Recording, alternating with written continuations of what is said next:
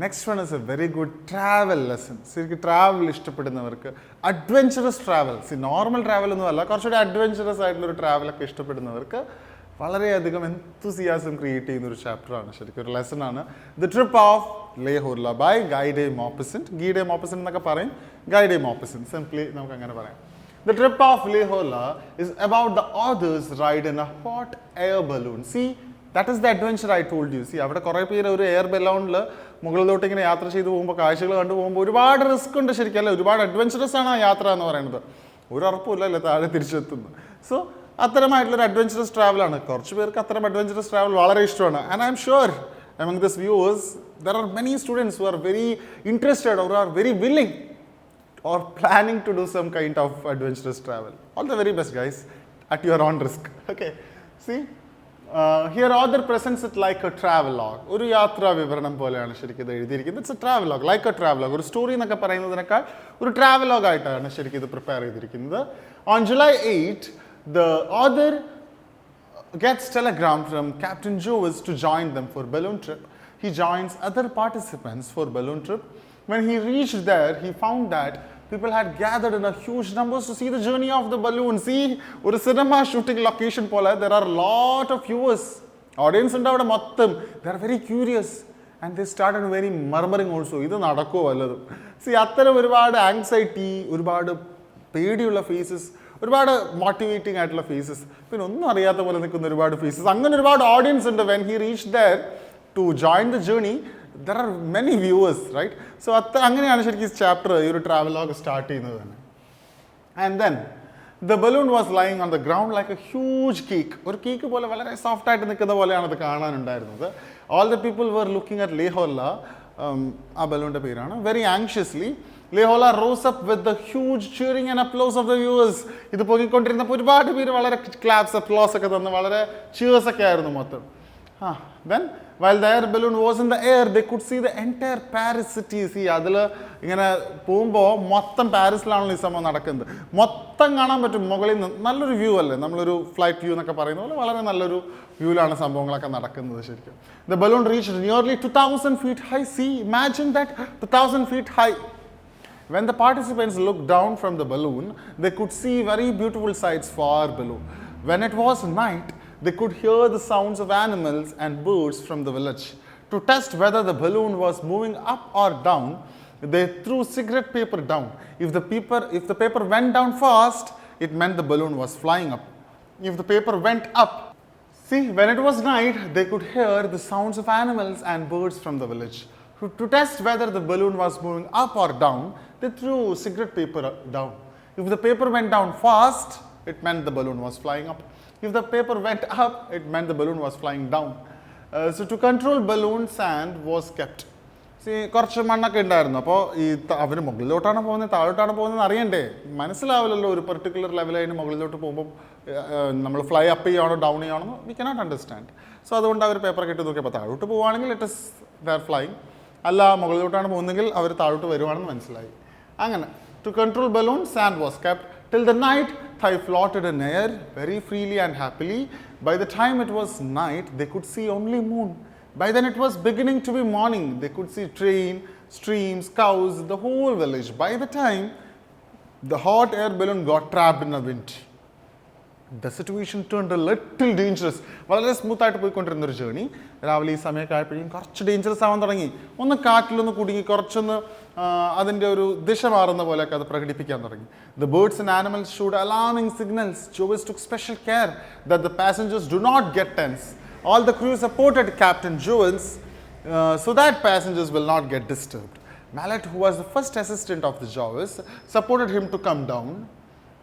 Then he again cut the rope and suddenly the balloon reached down. The villagers ran towards them and helped them to come out of the balloon which was now on the floor.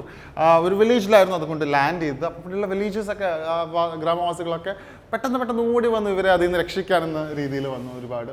The peasants helped them to reach railway station for catching the train to Paris. They reached Paris and took train to Paris. Author concludes that travelogue with a special congratulation to Joyce as he could plan and control the whole journey very cautiously. See, right? Starting with the ending, വളരെ ഭംഗിയായിട്ട് safe ആയിട്ട് ശരിക്കും കൊണ്ടെത്തിച്ചു അല്ലേ? എങ്ങനെ start ചെയ്തു അതുപോലെ എല്ലാവരും വളരെ സേഫ് ആയിട്ട് തിരിച്ചു കൊണ്ടെത്തിച്ചു. അപ്പോൾ captain is very good, smart enough, right? Even when there was dangerous situations, ഞാൻ ഓൾറെഡി ഡിസ്കസ് ചെയ്തല്ലോ രാവിലെ. അപ്പോൾ ആ കാറ്റിൻ്റെ ആ ഒരു വ്യതിയാനം കാരണം കുറച്ചൊന്ന് ഡേഞ്ചറസ് ആയിരുന്നെങ്കിലും അതൊക്കെ വളരെ നല്ല രീതിയിൽ അത് മാനേജ് ചെയ്തു, ഹാൻഡിൽ ചെയ്തു. He managed the scene with his willpower. Here Maupassant gives the description so beautifully so that we feel that we see the journey from the beginning to the end. The narration is extremely beautiful, right? ഇതിപ്പോൾ ശരിയൊരു summary ആണെങ്കിൽ പോലും I am sure listeners you are imagining this particular trip, right? നമുക്കത് കാണാൻ പറ്റും. അപ്പോൾ entire ആ ഒരു travelogue വായിച്ചാൽ കിട്ടുന്ന ഒരു ഫീലിംഗ് എന്തായിരിക്കും? And I am sure Maupassant was very successful in this. ആ ഒരു ട്രാവലോഗിൽ നമ്മളും കൂടി ഇൻക്ലൂഡഡ് ആയിരുന്നു എന്നൊരു ഫീലിംഗ് ശരിക്കും ആ ലെസൺ നമുക്ക് തരുന്നുണ്ട്. വെരി ബ്യൂട്ടിഫുള്ളി നന്നായിട്ട് ചെയ്തിട്ടുണ്ട്. And here comes the examination point of view. Make sure you are very good enough to handle or to battle the war live T V report. Very new question, right? Live T V report, live television report. ശരിക്കും ഈ ഒരു particular ചാപ്റ്ററിൽ നിന്ന് വരാൻ chance ഉള്ളത് ഈ ഒരു landing അല്ലെങ്കിൽ ഇതിൻ്റെ ഒരു മുകളിലോട്ടുള്ള പോക്ക് നിങ്ങൾ കണ്ടുകൊണ്ടിരിക്കുകയാണ്. And you are a T V reporter. How you are suppose to report the scene? അതാണ് ലൈവ് ടി വി റിപ്പോർട്ട്. വാക്കിൽ തന്നെയുണ്ട്, തത്സമയമാണ്, ലൈവാണ്. സോ ഗ്രാമാറ്റിക്കലി സ്പീക്കിംഗ് എനിക്ക് ഒരൊറ്റ സജഷനെ നിങ്ങളോട് പറയാനുള്ളൂ. Use simple present. See past tense ഒന്നും യൂസ് ചെയ്യരുത്. You are not describing or narrating an incident which is already happened. No, you are not doing that. You are reporting a very lively incident. C you are watching that. നിങ്ങൾ കണ്ടുകൊണ്ടിരിക്കുകയാണ് and നിങ്ങളുടെ ക്യാമറമാനോട് നിങ്ങൾ സംസാരിക്കുകയാണ്. See അപ്പോൾ വളരെ basic നോളജാണ്. You have to use, my dear students, present tense. Present tense use ചെയ്തേ പറ്റും. സിമ്പിൾ പ്രസൻറ്റിലായിരിക്കണം കാര്യങ്ങളൊക്കെ പറയേണ്ടത്. And you have to make sure that all the key incidents are include in the live T V report. ഈ particular incident ആണെങ്കിൽ എല്ലാം അല്ല, ആൾക്കാരുടെ ആ ഒരു ആങ്സൈറ്റി ആയിക്കോട്ടെ, ഓരോരുത്തർ കയറുമ്പോഴതായിക്കോട്ടെ, അവരുടെ ക്യാരക്ടേഴ്സിൻ്റെ പേരായിക്കോട്ടെ, ആരൊക്കെയാണ് പാസഞ്ചേഴ്സിനായിക്കോട്ടെ, ക്യാപ്റ്റൻ ആയിക്കോട്ടെ, എല്ലാം you have to include each and every incident very detailed. ഒന്നും തന്നെ സ്കിപ്പ് ചെയ്യാൻ പാടില്ല. ലൈവ് ടി വി റിപ്പോർട്ടാണ്. ഹെഡിങ്ങിൻ്റെ ആവശ്യമൊന്നുമില്ല. നിങ്ങൾ നന്നായിട്ട് തന്നെ ലൈവായിട്ട് നിങ്ങൾ പറയും, ക്യാമറാമാൻ്റെ ഒപ്പം എന്നൊക്കെ പറയില്ലേ, ലൈക്ക് ദാറ്റ്. ഒരു live T V report I'm sure you have seen that. ഒരു യൂട്യൂബ് വീഡിയോയിലൊന്നും ഇതൊന്ന് സ്കിപ്പ് ചെയ്തിട്ട് വേറെ കണ്ടാൽ നിങ്ങൾക്ക് മനസ്സിലാവും ലൈവ് ടി വി റിപ്പോർട്ട് എന്താണെന്ന്. സി ഇപ്പോൾ ഇംഗ്ലീഷ് ലാംഗ്വേജിൽ ആ സിമ്പിൾ പ്രസൻറ്റ് ടെൻസിൽ live T V report use ചെയ്യുക. ഉറപ്പിച്ചോളൂ, എക്സാമിന് വരാൻ ചാൻസുള്ള വളരെ ബ്യൂട്ടിഫുൾ ആയിട്ടുള്ള നല്ല മാർക്ക് സ്കോറിംഗ് ആയിട്ടുള്ള ഒരു ക്വസ്റ്റൻ ആയിരിക്കും ലൈവ് ടി വി റിപ്പോർട്ട് എന്ന് പറയുന്നത്. Then comes dos and dawns. ചെയ്യാൻ പാടുള്ളതും ചെയ്യാൻ പാടില്ലാത്തതും, ഫേവർ, ആർഗ്യുമെൻറ്റ്സ് എന്നൊക്കെ പറയില്ലേ. എന്തെങ്കിലും ഒരു പെർട്ടിക്കുലർ പോയിന്റിൽ ഇപ്പോൾ ഒരു ട്രാവലിന് പോകുമ്പോൾ ചെയ്യേണ്ട കാര്യങ്ങൾ, ചെയ്യാൻ പാടില്ലാത്ത കാര്യങ്ങൾ, അത് എന്തൊക്കെയായിരിക്കാം? ചെയ്യേണ്ട കാര്യങ്ങൾ, ഫസ്റ്റ് എയ്ഡ് കിറ്റൊക്കെ കൃത്യമായിട്ട് എടുക്കണം, ഡ്രസ്സൊക്കെ കൃത്യമായിട്ട് പാക്ക് ചെയ്തിരിക്കണം, ആവശ്യത്തിന് പണം ഉണ്ടാവണം, കുറച്ച് കോൺടാക്ട് നമ്പേഴ്സ് കയ്യിലുണ്ടാവണം, കറക്റ്റ് ഗൈഡ് ലൈൻസ് ഉണ്ടാവണം എങ്ങനെയാണ് യാത്ര എന്നുള്ളതൊക്കെ, ടിക്കറ്റ്സിനെ കുറിച്ച് കുറച്ചുകൂടി അവെയർ ആയിരിക്കണം. അത്തരം കാര്യങ്ങൾ നിങ്ങൾ സാധാരണ ഒരു ടൂറിന് പോകുമ്പോൾ എന്തൊക്കെ ശ്രദ്ധിക്കാറുണ്ട്? ഒരു 17-18 year student, I think you know that, right? അതുപോലെ തന്നെ എന്തൊക്കെ ചെയ്യാൻ പാടില്ല? ആങ്ഷ്യസ് ആവരുത്, ടെൻസ്ഡ് ആവരുത്, അത്തരം കാര്യങ്ങളൊക്കെ നിങ്ങൾക്ക് ഇൻക്ലൂഡ് ചെയ്യാം. അങ്ങനെ ഒരു ഡൂസ് ആൻഡ് ഡോൺസ്. അതിനേക്കാൾ ഫേവർ ആർഗ്യുമെൻറ്റ്സ് അല്ലേ, അനുകൂലിക്കുന്നതും പ്രതികൂലിക്കുന്നതുമായിട്ടുള്ള ഏതെങ്കിലും ഒരു പെർട്ടിക്കുലർ ഇൻസിഡൻറ്റിൽ അനുകൂലിക്കുന്നതായിട്ടൊരു 4 പോയിന്റ്. എന്തെങ്കിലും ഒരു പെർട്ടിക്കുലർ ഇൻസിഡൻറ്റ് പൊല്യൂഷൻ ആണെന്ന് വെച്ചോളൂ, അത് വരാതിരിക്കാൻ വേണ്ടി എന്തൊക്കെ ചെയ്യാൻ പറ്റും? അങ്ങനത്തെ കാര്യങ്ങളാവാം. അല്ലെങ്കിൽ ഓഫ്ലൈൻ എഡ്യൂക്കേഷനേക്കാൾ നല്ലതാണോ ഓൺലൈൻ എഡ്യൂക്കേഷൻ? അല്ലെങ്കിൽ ഓൺലൈനേക്കാൾ നല്ലതാണ് ഓഫ്ലൈൻ? ഇതിനെ ആർഗ്യുമെൻറ്റ്, ഇതിനെ എതിർത്തുകൊണ്ട് നിങ്ങൾക്ക് എന്തൊക്കെ പറയാം? അപ്പോൾ എന്താണ് ഓഫ്ലൈനേക്കാൾ നല്ലതാണ് ഓൺലൈൻ എന്ന് പറയുമ്പോൾ അതിനെ എതിർത്തുകൊണ്ടെന്ന് പറയുമ്പോൾ നിങ്ങൾ എന്താണ് പറയേണ്ടത്? ഓഫ്ലൈൻ്റെ നല്ല കാര്യങ്ങൾ പറയണം അല്ലേ? ഫേവർ ആണെങ്കിലോ ഓൺലൈൻ്റെ നല്ല കാര്യങ്ങൾ പറയണം. അങ്ങനത്തെ സെൻറ്റൻസ്, അതൊക്കെ വളരെ സ്കോറിംഗ് ആയിട്ടുള്ള ക്വസ്റ്റ്യൻസ് ആയിരിക്കും. 4 ആർഗ്യുമെൻറ്റ്സ് എഴുതാൻ പറഞ്ഞാൽ 4 എഴുതിയാൽ മതി. You will get full marks, 4 marks. Paragraph പോലെ ഒന്നും എഴുതണ്ട. നല്ല റിച്ച് ആയിരിക്കണം സെൻറ്റൻസ് എന്ന് പറയുന്നത്. വളരെ കണ്ടന്റ് ഉണ്ടാവണം അതിൽ, അതൊന്ന് മേക്ക് ഷുവർ ചെയ്താൽ മതി. അത്രയും വളരെ സിമ്പിളാണ്. Then another question is travel SC.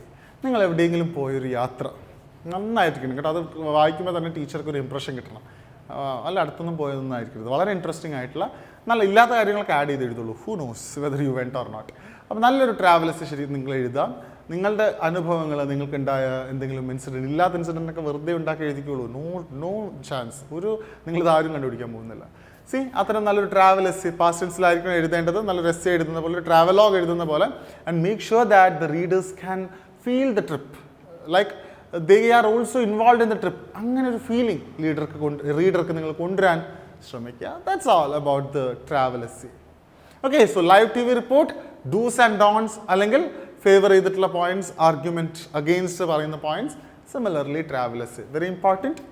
ഇതിലെവിടെയെങ്കിലും conversation വരാം, അല്ലെങ്കിൽ ഇതൊക്കെ കഴിഞ്ഞിട്ട് ക്യാപ്റ്റൻ ജോയ്സിന്റെ ഡയറി വരാം. അല്ലെ, ഡയറി ഒക്കെ പാസ്റ്റ് ടെൻസിലായിരിക്കണം, അറിയാമല്ലോ, നോർമൽ ടോപ്പിക്കാണ് ഡയറി എന്നൊക്കെ പറയുന്നത്. പാസ്റ്റ് ടെൻസിൽ കഴിഞ്ഞൊരു കാര്യമല്ലേ, തൊട്ട് മുമ്പത്തെ ദിവസത്തെക്കുറിച്ചാണ് എഴുതുന്നത്, അല്ല, അല്ലെങ്കിൽ ആ ദിവസത്തെക്കുറിച്ചാണ് നിങ്ങൾ എഴുതുന്നത്. അല്ലെങ്കിൽ ഏതെങ്കിലും ലെറ്റർ ആവാം, ഈ യാത്രയ്ക്ക് കഴിഞ്ഞതിന് ശേഷം അതിൻ്റെ വിക്ടറി ഒക്കെ വെച്ചിട്ടൊരു ലെറ്റർ ആവാം. അല്ലെങ്കിലോ ഒന്ന് ആലോചിച്ച് നോക്കി, ഇതിനൊക്കെ ശേഷം ആ ക്യാപ്റ്റൻ ജോയ്സ് ഹാൻഡിൽ ചെയ്തല്ലോ, അത്തരം ഡേഞ്ചറസ് ആയിട്ടുള്ള സിറ്റുവേഷൻസ് വരെ ഹാൻഡിൽ ചെയ്തിട്ട് പാസഞ്ചേഴ്സിനെ വളരെ സേഫ് ആക്കി.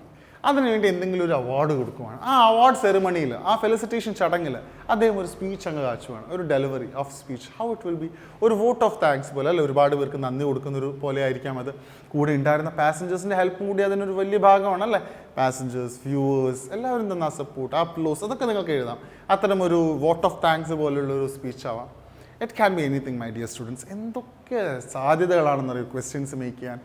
ആൻഡ് ഓൾവേസ് നിങ്ങൾക്ക് നല്ല വായനാശീലം ഉണ്ടെങ്കിൽ, and I M sure you can score very good marks. Okay, so that's all about the lesson, the trip of Le Horla by Guide Maupassant.